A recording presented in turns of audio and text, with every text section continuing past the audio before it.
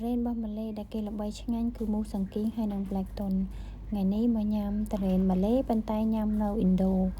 ឌូក៏គេមានលក់ដែរ Terrain Blackton ហើយនិងមូសសង្គីងនឹងហើយសម្រាប់តម្លៃវាវិញ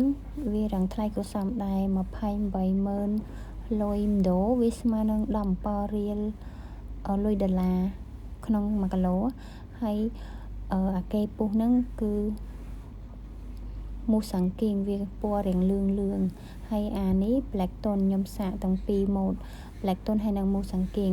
ហើយវាខុសគ្នាត្រង់ថាមូសសង្គីងវារាងសាច់លឿងស្រាលហើយ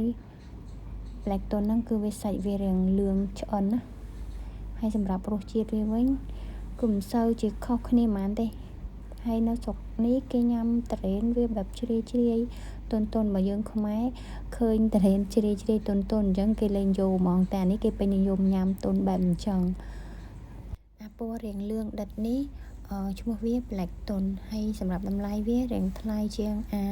មូសសង្គីងនឹងតិចតួចឯងរសជាតិគេឆ្ងាញ់ដែរផ្អែមតែគាត់ថាគេញ៉ាំរាងខុសពីយើងវារាងទន់ណាជ្រាយបែបនេះវិញអានេះឆ្ងាញ់តែវិញហើយបាទពណ៌រាងលឿងស្រាលនេះឈ្មោះគេមូសសង្គីងហើយសាច់គេច្រើនមែនទែនខ្លែបច្រើនមែនទែនហើយសម្រាប់ Terrain 2ម៉ូតហ្នឹងរសជាតិគេអត់សូវខុសគ្នាទេរាងដូចគ្នាដែរខ្ញុំមិនដឹងថាវាខុសគ្នាកន្លែងណាបើវាជ្រាយដូចគ្នាហើយវារាងផ្អែមរសជាតិផ្អែមដិតហ្មងផ្អែមមុតហើយនឹងមានជាតិល្វីងតិចនិយាយទៅថ្លៃក៏សមដែរ Terrain 12ផ្លែអស់$100